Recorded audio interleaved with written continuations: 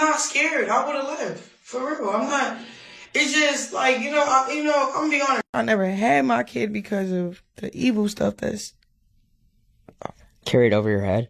No, it's like just how the evil in the world. Yeah, so much evil, but even it's close to my kid. It's in his daddy. It's in his grandmother. It's in the people that. I think that's now why. Clout. My baby is clouted out too. Like he got hella clout, bro. Like, have you seen the trend now? Celebrities. More famous than me. This was supposed to be just another day, another random sighting, another quick clip for the blogs, but instead, it turned into a public meltdown so unhinged it made reality TV look like a documentary on monks. Because when Chrisean and Blueface lose control in public, it's never quiet, never contained, and never harmless. This wasn't a misunderstanding. This wasn't a bad angle. This wasn't the internet doing too much. This was raw chaos leaking in real time, and fans instantly felt that stomach-dropping panic that something was very wrong. Phones came out, voices went up, emotions spiraled, and suddenly, one name kept trending harder than the argument itself. Junior, not because he was there on camera, not because he said anything, but because when adults crash out this loudly, everyone starts asking the same question at the same time. Who's paying the price when the cameras turn off? This whole situation unfolded like a leaked scene that wasn't supposed to air. No filters, no edits, just vibes so toxic they could peel paint. And the scariest part, this didn't look staged. This looked real to real. The kind of real that makes fans stop laughing, stop scrolling, and start worrying. Because when the drama stops being entertaining, that's when it gets dangerous. By the time the clips started circulating, it was already too late. The energy had shifted, the tone had darkened, and whatever this moment was supposed to be had officially spiraled into something far more uncomfortable. Chrisean and Blueface weren't just arguing. They weren't just being loud, they were unraveling in public, and the internet could feel it instantly. This wasn't a stunt that felt rehearsed, or a meltdown that came with a wink. This was raw, unfiltered chaos leaking out where everyone could see it. At first, people treated it like they always do, screenshots, short clips, jokes firing off faster than facts. The blogs moved in like vultures, fighting over angles and captions, trying to turn confusion into clicks. But then something strange happened. The comments changed, the laughter slowed down, and instead of asking who started it, people started asking a much scarier question.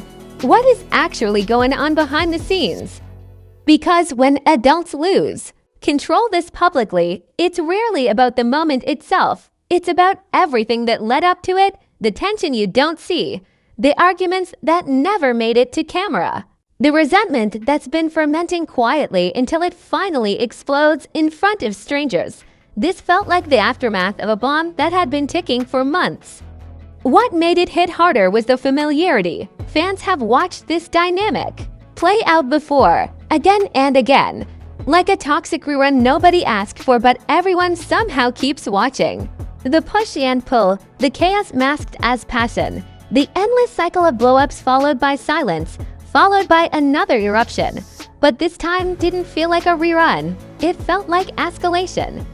Witnesses described the scene as tense from the jump, voices raised, body language stiff, emotions already running hot before anyone even realized cameras were rolling. And once they were rolling, there was no pulling it back. No calm down moment, no damage control. Just two people spiraling in real time while the public watched like it was a slow-motion car crash. The internet did what it always does. It picked sides. Some blamed stress. Some blamed fame. Some blamed each other. But beneath all that noise, one name kept surfacing again and again in the comments. Like an echo nobody could ignore. Junior, not because he was part of the confrontation, but because he was part of the equation. That's when the jokes stopped completely. Because the moment a child enters the conversation, the stakes change.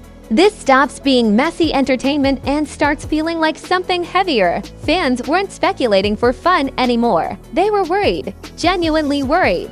And when the audience that normally thrives on drama suddenly sounds alarmed, that's a red flag you can't spin. People began replaying the footage frame by frame, dissecting every movement, every word, every pause, not to be messy, but to understand how it got this bad. How did two people who live under constant scrutiny still end up losing control like this in public?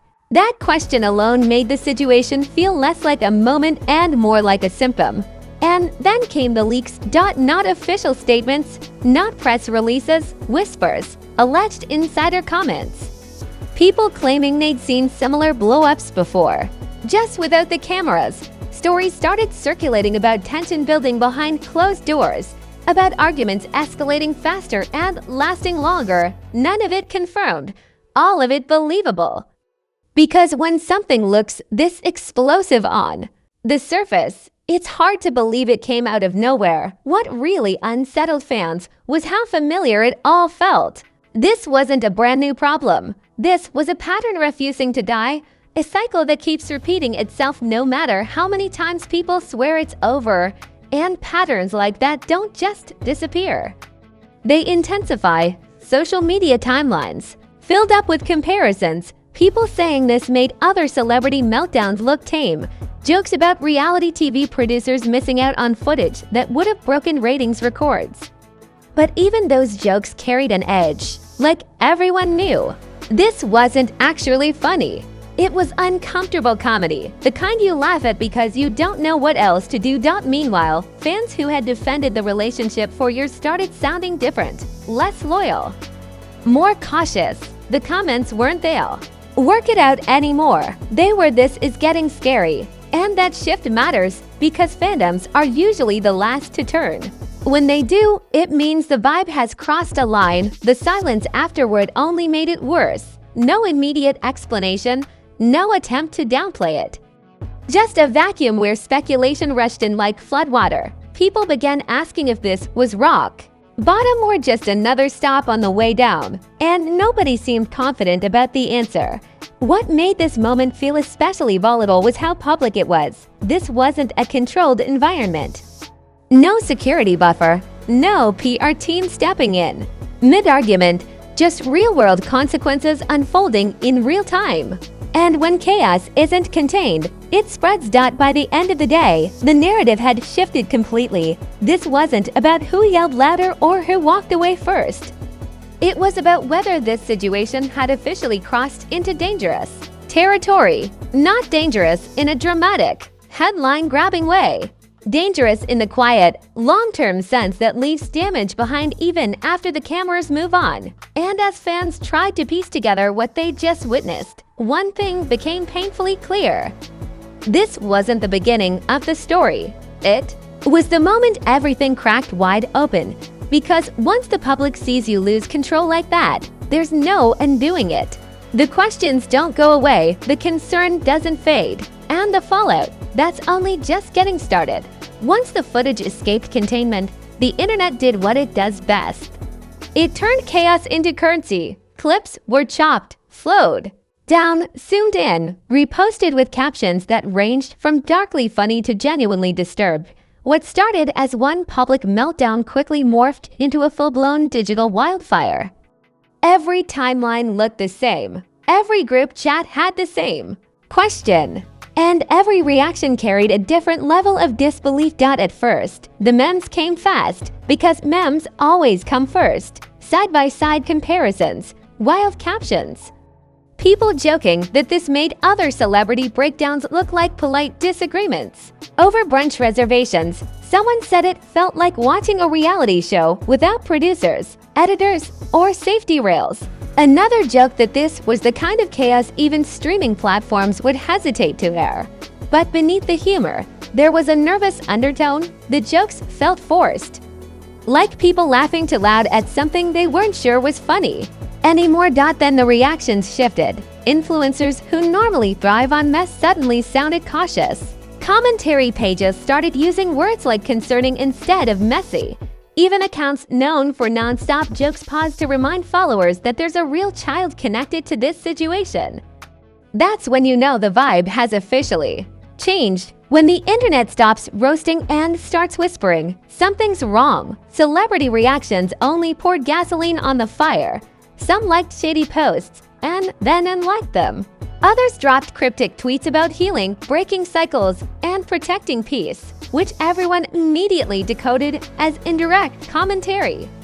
It became one of those moments where nobody names names, but everybody knows exactly who they're talking about. Subtle shades suddenly felt louder than direct insults. Meanwhile, fan bases clashed like rival camps. One side insisted the situation was being exaggerated, blown out of proportion by blogs hungry for clicks. The other side argued that people had been minimizing red flags for far too long. The comment sections turned into digital courtrooms, with strangers presenting emotional arguments like closing statements. Everyone had a theory. Everyone had a take. Nobody had the full story. And then came the conspiracy-level speculation. People started connecting dots that may or may not have existed. Old interviews resurfaced. Past arguments were replayed with new captions. Quotes that once felt harmless were now framed as foreshadowing. Suddenly, moments that fans brushed off months ago were being reinterpreted as warning signs nobody wanted to acknowledge at the time. The internet loves a narrative arc. And it was building one in real time. The wildest comparisons began flooding timelines. Some said this saga made other celebrity couples look stable by comparison. Others joked that reality TV producers were probably watching with notebooks, mad they didn't have exclusive rights. One viral post claimed this drama had more plot twists than a prestige streaming series and none of the disclaimers. The exaggeration was outrageous, but it stuck because it felt emotionally true. What really intensified the backlash was how divided public opinion became. This wasn't a clean villain versus hero situation. It was messy, layered, uncomfortable. People wanted someone to blame, but the story refused to simplify itself. That ambiguity frustrated audiences who are used to picking sides and moving on. Instead, they were forced to sit with discomfort. As outrage grew, so did the concern. Fans started questioning how much of this chaos had been normalized for entertainment. How many moments were brushed off as just their dynamic instead of recognized as something deeper? The meltdown forced people to confront a harsh reality. When dysfunction is repeated enough times online, it starts to feel normal, until it doesn't. Even brands and platforms seem to quietly step back. Promotional posts went untouched. Comment sections were suddenly locked or limited. It was subtle, but noticeable. Like everyone was collectively realizing that this wasn't the moment to play around. Silence became its own form of commentary. The conversation expanded beyond the couple themselves. People began talking about the culture that rewards chaos, about how public breakdowns are monetized, clipped, shared, and debated until the humanity gets lost. This meltdown became a mirror, forcing viewers to reckon with their own role as spectators. Were they watching because they cared, or because they were entertained by the crash? And through all of this, Junior's name kept floating through the discourse like a shadow, not front and center, but always present, always implied. The fear wasn't loud anymore. It was quiet, heavy, and persistent. The kind of concern that sits in your chest and doesn't leave after you close the app. By this point, the story had outgrown the original incident. It wasn't just about what happened in public that day. It was about what happens when patterns go unchecked and tension becomes routine. The meltdown had cracked open a much bigger conversation, one nobody seemed ready to finish. And as the internet kept spinning theories, reactions, and think pieces, one thing became undeniable.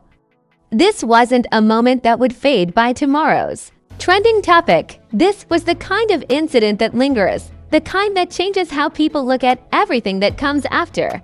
Because once public concern replaces public amusement, there's no going back to business as usual. By the time the noise began to settle, the damage was already done. Not the loud, explosive kind of damage that trends for a day and disappears, but the quieter kind that sticks. The kind that changes how people look at you even when you're not in the room. This meltdown didn't just end when the cameras stopped rolling. It followed them, it lingered. And it rewired the way the public interpreted every move that came. After, the aftermath didn't arrive with a bang. It arrived with distance, fewer posts, awkward silences, carefully chosen words that sounded calm but felt rehearsed. The energy shifted from chaos to control, and that alone made people uneasy.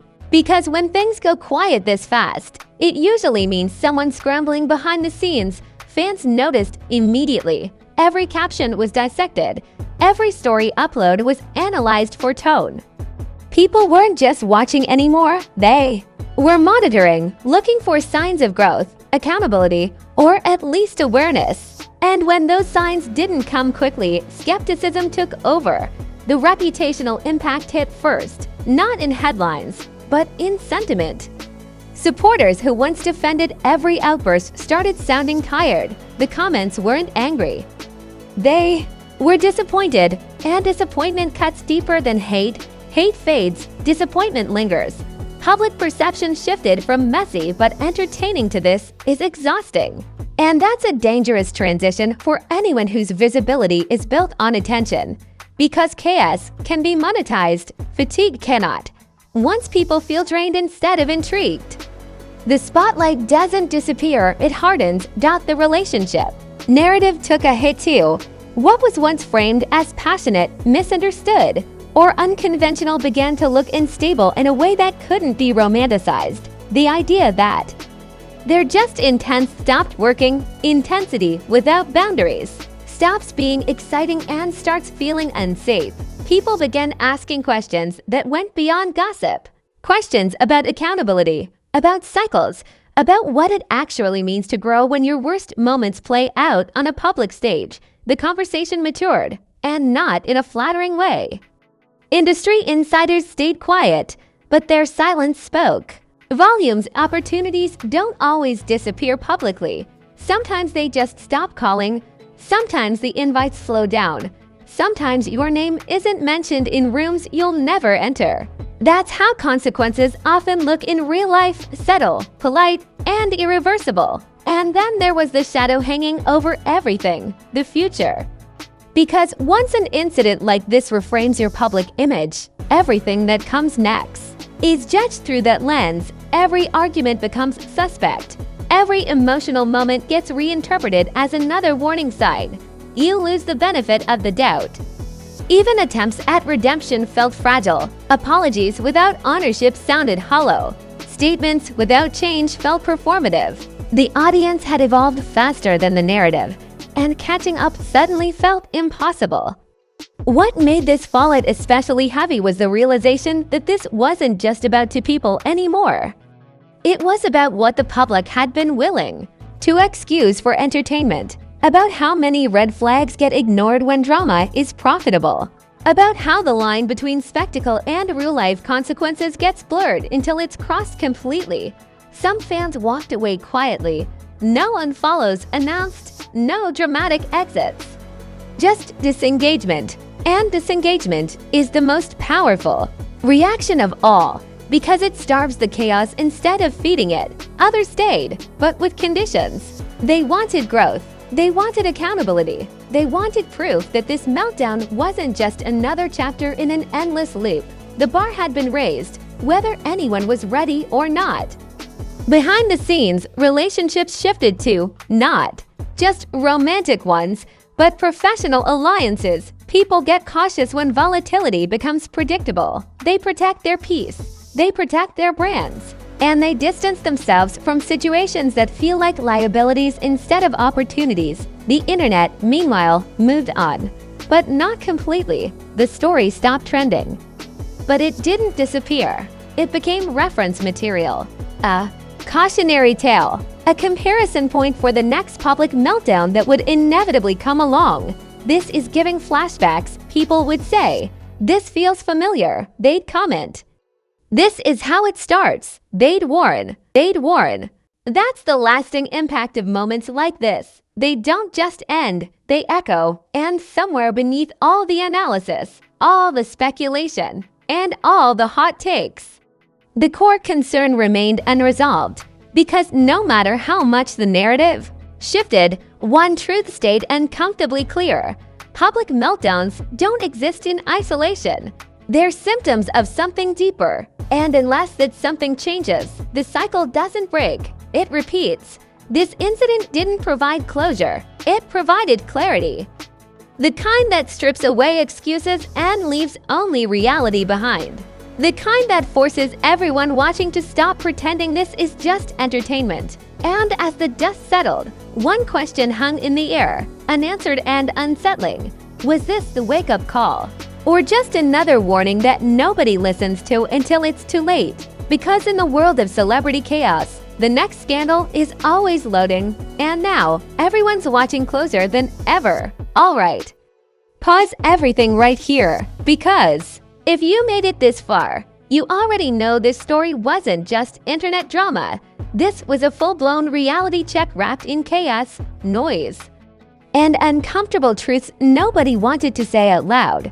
And let's be real, this won't be the last meltdown, the last leak, or the last moment that makes fans stare at their screen like, nah, this can't be real. So now I need you to do 3 things, and don't act brand new. First, smash that like button like it owes you money and try to deck the bill. Likes tell the algorithm you want more deep dives, more chaos, and more stories. The blogs are scared to connect all the dots on that second. Drop a comment right now, not later. Not I'll come back. I want to know what you think. Was this a wake-up call, a pattern repeating itself, or just another chapter in a saga that refuses to end? Say it with your chest, because the comments are where the real investigations happen. And third, subscribe. Not because I'm begging, but because, let's be honest, scandals don't stop. And neither do we. If you want the stories before they get cleaned up, rebranded, and spun into PR-friendly fairy tales, you already know where to be. This channel doesn't sugarcoat. We don't whisper, and we definitely don't pretend chaos is harmless. New drama drops fast, facts get messy, and the truth usually hides between the lines, and that's exactly where we live. So buckle up, turn notifications on, and stay locked in. Because if you think this was wild, just wait until the next name hits the timeline. This is Celeb Ruckus, where celebrity chaos gets exposed, unpacked, and left exactly as loud as it deserves to be.